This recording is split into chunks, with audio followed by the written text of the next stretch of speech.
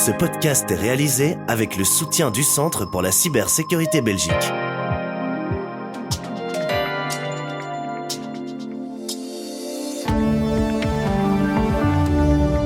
Voici Z sur 7, votre podcast quotidien. Nous sommes le vendredi 6 septembre. Et votre podcast aujourd'hui est animé par Béatrice Marlier. Chers auditeurs, chères auditrices, je suis heureuse de vous retrouver aujourd'hui.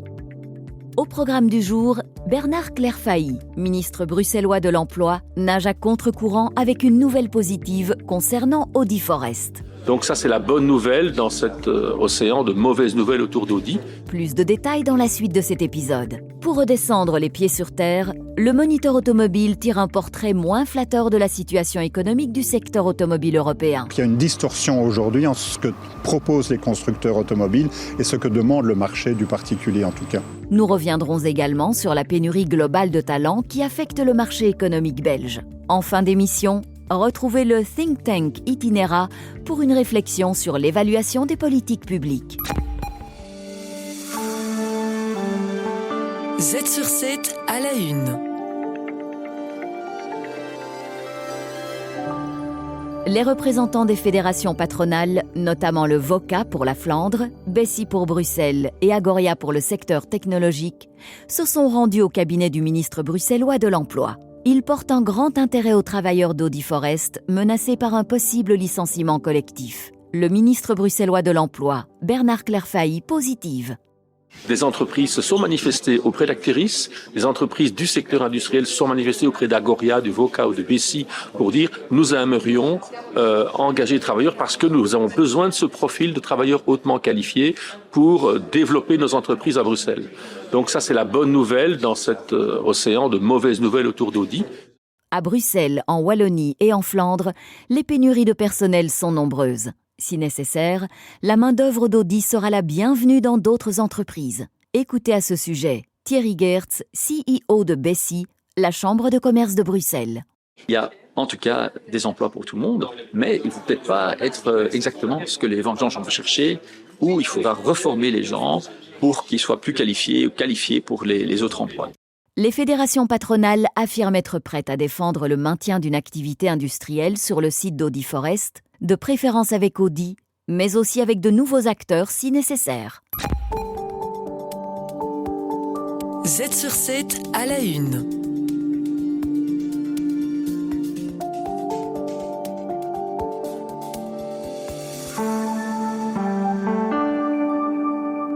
Vous n'avez cessé de l'entendre dans l'actualité, rien ne va plus chez les constructeurs automobiles européens. Les récentes annonces d'Audi Brussels, VW et Volvo ont tout un point commun. La transition vers des véhicules 100% électriques d'ici 2035 représente un gouffre financier. Le rédacteur en chef du Moniteur automobile, Xavier Daff, nous décortique la problématique.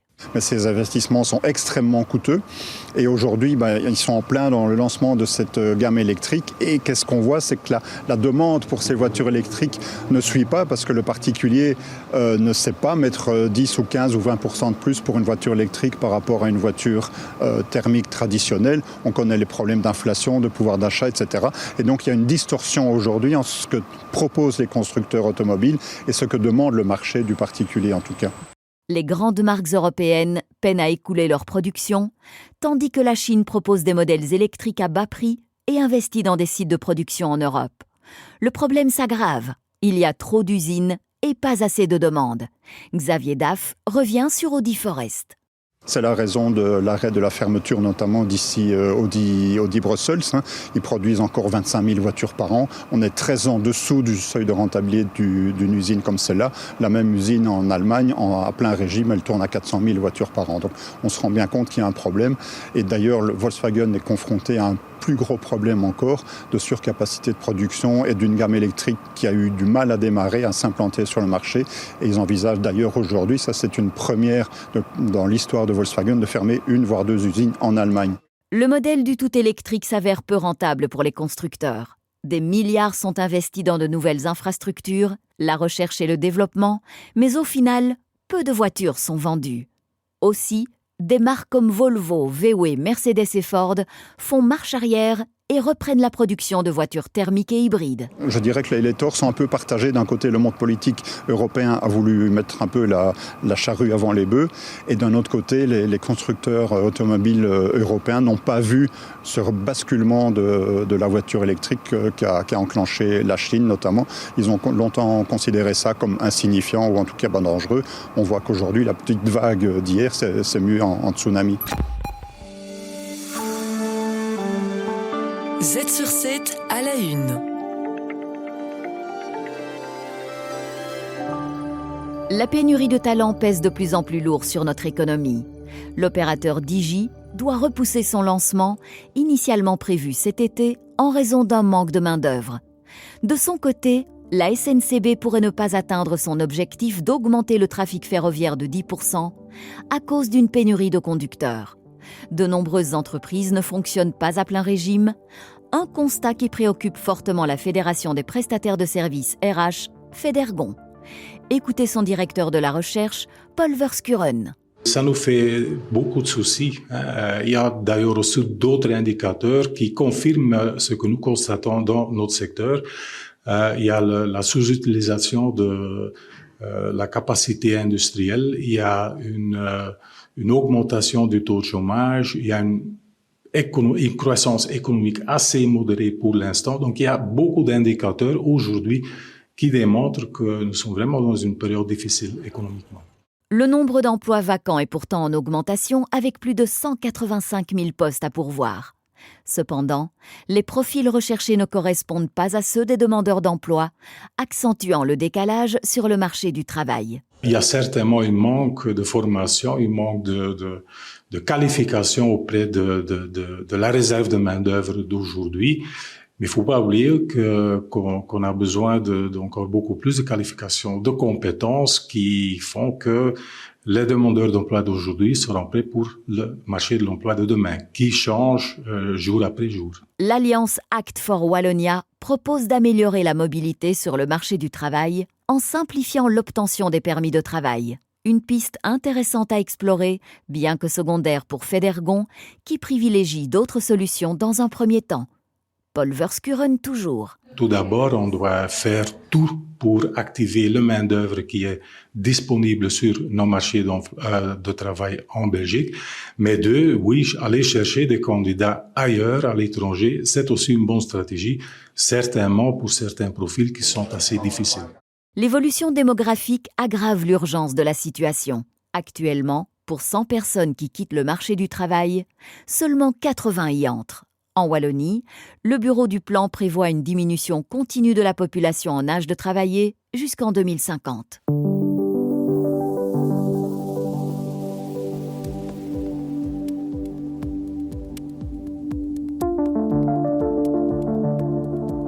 Z sur 7, le podcast quotidien de Transcanal Z. Du côté de la bourse, le mois de septembre reste fidèle à sa réputation. Les marchés sont nerveux. En Europe, comme aux États-Unis, la situation reste compliquée. Olivier Gaillardin, expert chez BNP Paribas Fortis, nous détaille les secteurs d'activité qui souffrent le plus. Effectivement, ce début de mois de septembre est assez compliqué, que ce soit sur le marché américain ou le marché européen. Si on regarde au niveau sectoriel, le secteur des valeurs technologiques continue de souffrir. Et toujours en septembre, notamment du fait de la pression sur les semi-conducteurs, du fait des résultats en demi-teinte d'NVIDIA. On a également un secteur qui souffre, c'est le secteur du luxe. Et on a des entreprises comme LVMH et Richemont qui affichent finalement des baisses de plus de 6% depuis le début du mois de septembre. Donc c'est des baisses qui sont assez conséquentes, qui s'expliquent par la faiblesse de la consommation en Chine et notamment du dégonflement de cette bulle immobilière. D'ailleurs, aujourd'hui, on a LVMH qui a annoncé qu'elle revoyait la taille de certains de ses magasins à Shanghai du fait de la baisse de la consommation. Il y a malgré tout des bonnes nouvelles au niveau de cette consommation en Chine. C'est le fait que le Parti communiste chinois va permettre aux propriétaires de finalement refinancer leurs prêts hypothécaires et donc ils pourront emprunter à des taux plus bas, ce qui normalement devrait être positif pour la consommation. Après avoir évoqué les secteurs en difficulté, quels sont ceux qui s'en sortent le mieux ? Évidemment, ce sont les secteurs les plus défensifs, à savoir les soins de santé et la consommation courante. Ce sont des secteurs qui se tiennent plutôt bien. On a également l'immobilier côté européen qui prend, lui, plus de 3% depuis le début du mois de septembre, grâce notamment aux anticipations de baisse de taux. On évoque un ralentissement économique aux États-Unis. Quelles en sont les causes ? C'est clairement le sujet clé pour le moment au niveau des marchés. Ça a clairement pris le dessus par rapport à l'inflation. Et d'ailleurs, toutes les bonnes nouvelles économiques sont vraiment interprétées comme des bonnes nouvelles au niveau du marché, ce qui n'était pas le cas les mois précédents. Donc ça, c'est vraiment le gros sujet du moment. Alors, quand on va analyser ça, évidemment, il y a plusieurs éléments à prendre en compte. Le premier, c'est clair, le marché de l'emploi ralentit. Après, on sort d'une période où le marché de l'emploi était en plein boom. Et donc, une certaine normalisation prend tout à fait son sens. Alors, il ne faut pas qu'elle se normalise trop rapidement parce qu'on pourrait avoir un petit problème au niveau de la consommation aux États-Unis. On a également d'autres éléments un peu plus positifs, comme la dernière publication au niveau des chiffres du PIB aux États-Unis qui était meilleur qu'attendu. Le secteur des services continue à être plutôt bien orienté. Et au niveau des indicateurs un petit peu plus techniques, on n'a pas encore de crainte au niveau du marché du crédit. Donc ça, c'est plutôt positif. L'économie en mouvement. Le think tank Itinéra dévoile les tendances du moment sur le marché du travail et en économie. Dans les discussions politiques, on parle beaucoup des valeurs, des programmes, parfois même des mesures. Mais on parle rarement de l'évaluation des politiques publiques. Joël Van Cotter, du think tank Itinéra, nous explique de quoi il s'agit. Première question. Pourquoi évaluer les politiques publiques ? Parce que cela permet de mesurer leur efficacité, c'est-à-dire leur capacité à atteindre les résultats indiqués, de mesurer l'efficience, savoir si elles ont été menées de la manière la plus économique possible, et surtout leur impact. Est-ce que les objectifs annoncés ont été atteints ? Et est-ce que les politiques ont pu changer la vie des citoyens ? C'est pour ça qu'elles existent. Évaluer les politiques publiques permet de les juger de manière à pouvoir décider s'il faut les poursuivre, les interrompre ou les modifier. Il y a donc un enjeu de qualité de service public, mais aussi, derrière cela, et c'est peut-être le plus important, un enjeu démocratique. Les citoyens font de moins en moins confiance aux hommes politiques. Montrer que les politiques sont efficaces, efficientes et ont de l'impact est une manière de restaurer cette confiance. Deuxième question. L'évaluation d'impact d'une politique, qu'est-ce que c'est ? C'est deux choses. Une mesure et une comparaison. Prenons l'exemple d'une association subventionnée active dans le domaine de l'éducation. Pour savoir si cette association a de l'impact, il faudra qu'elle se détermine un critère, un indicateur. Par exemple, le taux de réussite des élèves qu'elle accompagne. Il faudra aussi qu'elle puisse comparer, en l'occurrence, comparer les élèves qu'elle accompagne avec des élèves qui habitent le même type de quartier et qui, eux, ne sont pas accompagnés. Si les élèves que l'association accompagne ont un meilleur taux de réussite, l'indicateur, que les élèves qu'elle n'accompagne pas, elle a de l'impact, la politique fonctionne. Troisième question. Et comment ça marche concrètement ? Malheureusement, en Belgique, ça ne marche pas très bien.